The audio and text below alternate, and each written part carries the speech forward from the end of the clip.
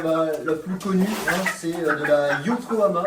C'est une race de combattants qui est très connue, qui est magnifique, en variété pile sel rouge. Donc voilà, c'est assez beau. Je suis pas fan des combattants, mais on va dire que ceux-là sont vraiment l'exception qui confirme la règle.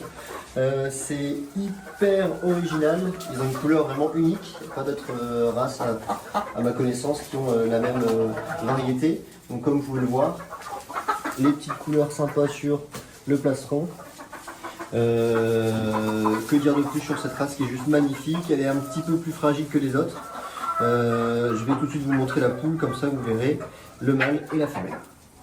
Et voilà donc ici la poule Yokohama grande race. Alors que dire de plus sur la Yokohama? C'est une race qui vient du Japon.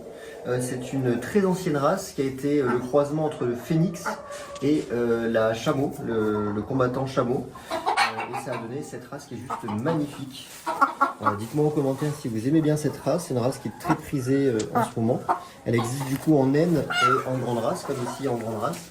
C'est une poule qui est très élégante, mais qui a une croissance un petit peu lente et qui a besoin de plus d'apports en vitamines, car elle est beaucoup plus sujet à avoir des maladies telles que les maladies respiratoires et puis les maladies des selles. Et c'est une poule qui est assez jolie, assez sympa à mettre dans un poulailler. Ça peut faire largement le taf, mais faire attention parce que ça reste des combattants, donc on ne peut pas la mettre avec n'importe quelle race de poule.